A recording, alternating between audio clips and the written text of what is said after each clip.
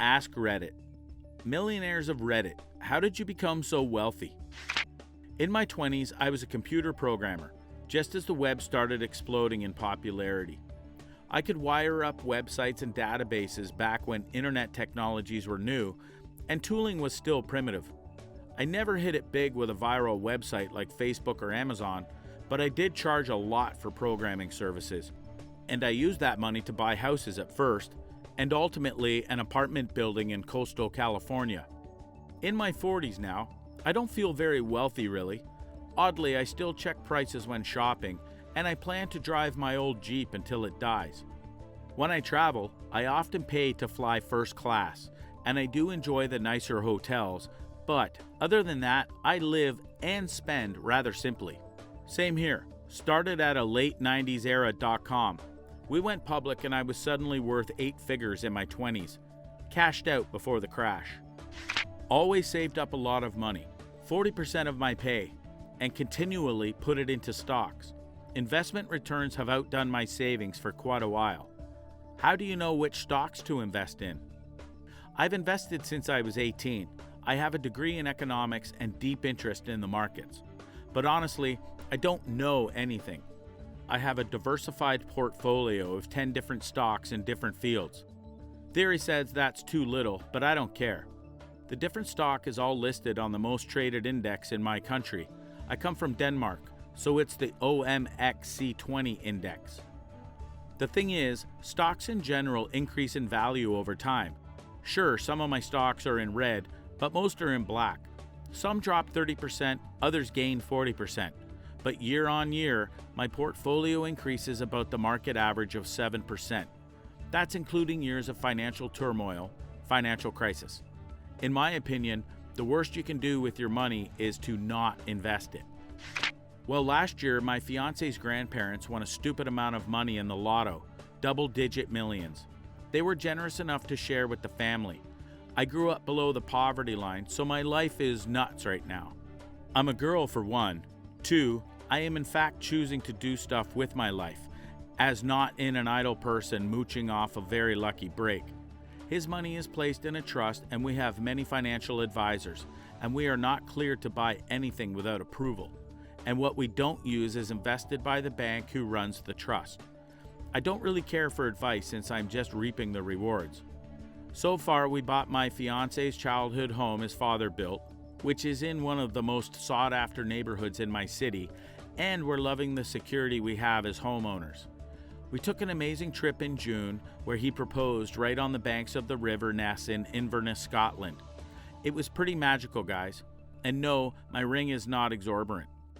Having the money hasn't changed us as a couple, as we spent a year and a half living in a bachelor suite the size of a one-car garage and still love each other. So at this point, it's a done deal. We're together for good, and we're getting married next. Also, I signed a cohabitation agreement, but we agreed that I am not signing a prenup. And my name will also be added to the title of the house after marriage. And the cohabitation agreement nullifies, making everything but the trust mine. So if in the highly unlikely case of divorce, I can go after him for half of everything but the trust, as it's owned by his grandparents. But he is beneficiary. Pretty nutty stuff, and I'm genuinely surprised they didn't force me into a prenup. I enlisted in the Army when I was 18. I liked it. I asked to become an officer, and they let me. The Army sent me to college, and I graduated. My officer pay was higher, and in the Army you don't have very many bills. I find I could save between 1 and 5,000 K every month of my life. After my second deployment, I was sitting on about 200 K. I hired a financial manager. He did well a few years. I've bought and rented a couple of houses. I've got 17 years in the Army, creeping closer to my portfolio worth $2 million and a good pension in retirement. I'm about to make lieutenant colonel. I'm in my late 30s. Just grind and save. I live in Eastern Europe. In 1990, I took out a huge loan and bought 10 apartments and furnished them. I rent them out to people, and with the money I earn from them, I pay off the loan payments. I do this every 10 years. I have now 30 apartments and 1 employee who I pay to maintain them and make sure payments and maintenance is handled. The key is finding good tenants and maintaining a good relationship with them. It is not that hard, but a key to this strategy. Huh? Goodreads continues to spend 97% of free time browsing internet and spending my extra $100 a month on fast food and video games. Honestly, it's not so bad living this way. I'm not a millionaire or even rich, and I don't have big dreams or ambition, but I'm so happy with my life. I go to work, study in college, and then chill at home with video games and free time. I used to run an apple cart in New York City. Would buy an apple for 5 cents and sell it for 10 cents. Did this for 20 years. Then my wife's father died and left us a chain of hotels. This is the most entertaining response in the whole thread. Sorry to hear about your father-in-law, though. I sell overpriced consultancy time to CTOs who don't know any better. Well, I mean, technically you get a consultant in the first place because you don't know any better. Consultants are for due diligence. Shows insurance companies, investors, high-ups, and outsiders that you did your part to make sure everything is right. If it all goes to hell on the word of the consultant, it's not because you didn't know what you were doing. It's because your consultant messed up. Could mean the difference between getting fired and getting a second chance. Could also mean the liability of a lawsuit is no longer on you. Should have probably put a serious tag on, but whatever. Hope you get some advice worth thinking about. I used to read frugal blogs a few years ago when RSS readers were a thing. Some of them were more extreme than I cared about. I remember an article about making your own laundry soap, and another about one calculating how much they saved by using cloth rags to clean house versus using paper towels, including a breakdown of how much it cost to wash those rags, LOL. They seem to be more about making a game out of saving insignificant amounts of money than actually building wealth. But the point of them was to always be in the mindset of saving money. I guess to show you that usually isn't an overnight thing that you just stumble on.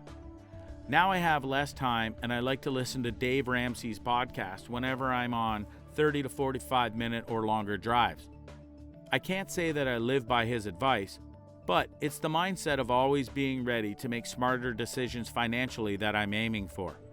I'm not a millionaire by any means, but I'm in the best financial situation of my life, and it's getting better every day. I'll be there someday. I am on track of being a millionaire by just investing in my 401k. I started my career at 20 years old, right after graduating from college, and started investing the minimum to my 401k. Never really thought much of it until I did those calculators and realized that since I started so young, the compound interest on my investment account with a decent return would be huge. I would recommend you just put anything away. Everyone tells you to max your investments, but honestly, not everyone can invest $18,000 a year. Do the math of how much $200 a month will grow in 30 years. This might not be the exact answer, but this will easily get you to be a millionaire at some point. Please send me £1. When 1 million people have sent their pound, I will be able to answer this question. That is exactly it. Ask one person to give you £1 and he'll tell you to piss off. Ask 1 million people to give you £1 and you are much more likely to be successful. I actually hit it big at a casino a while back. Not enough where I can afford to quit my job and buy a mansion, but I'm comfy and so will my son be. $2 million in one night? What size bets were you making? Pretty substantial ones. Was in a dark place. Compounding interest is a hell of a drug. Save, save, save. Stuff that savings into Vanguard S&P 500 index fund. Forget about that money. It doesn't exist until you're ready to retire. Warren Buffett gave us the keys to the castle. Is this limited to America, or could I as a Canadian take advantage of this as well? I recently came into a modest amount of money from an insurance settlement and have been just sitting on it. I grew up poor, and although I'm currently comfortable, I still live below my means and am comfortably frugal, so it makes sense I should just invest it, but I have no clue where to start. Parents died. If you're gonna make a Batman joke, just know that you're not at all clever, original, or funny. It turns out you were always a millionaire. Not if they had large life insurance policies and no assets while living. Through hard work and perseverance, I established a reputation for honesty and competence. I was slowly promoted to increasing positions of responsibility and remuneration. I saved prodigiously and invested wisely. I married well to someone with similar values. Converted all of my money into Zimbabwe dollars. Brilliant, I just printed FYO bucks. It was hella easy. We have such an inflation problem, I'm worth several billion. Most people go Zimbabwean, but Vietnamese dong is a lot cheaper, about $50 to become a millionaire. Being frugal, not buying new cars, not caring about what others think. Saving and investing and doing it again. Not making knee-jerk investments. Letting them ride long-term and not freaking out at every market correction. For me, it was a slow game, but fun to watch it take off. The stock market is a tool for transferring wealth from the impatient to the patient.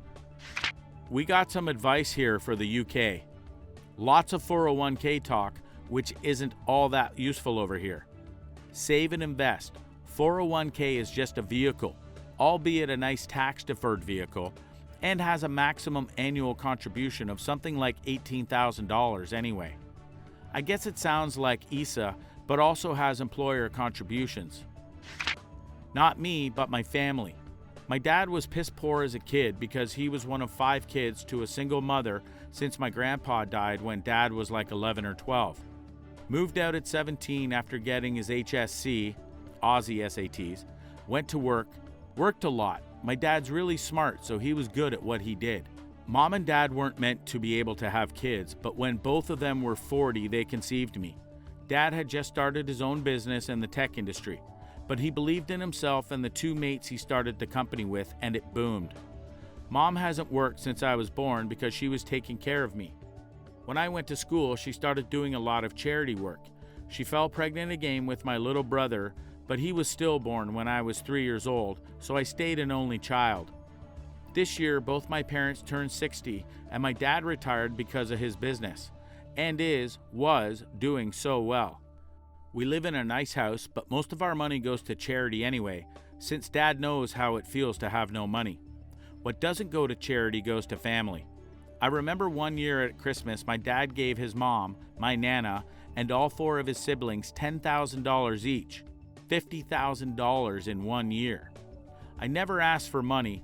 I got a job legally as soon as I could, 14 and 9 months, and I've worked ever since while attending school.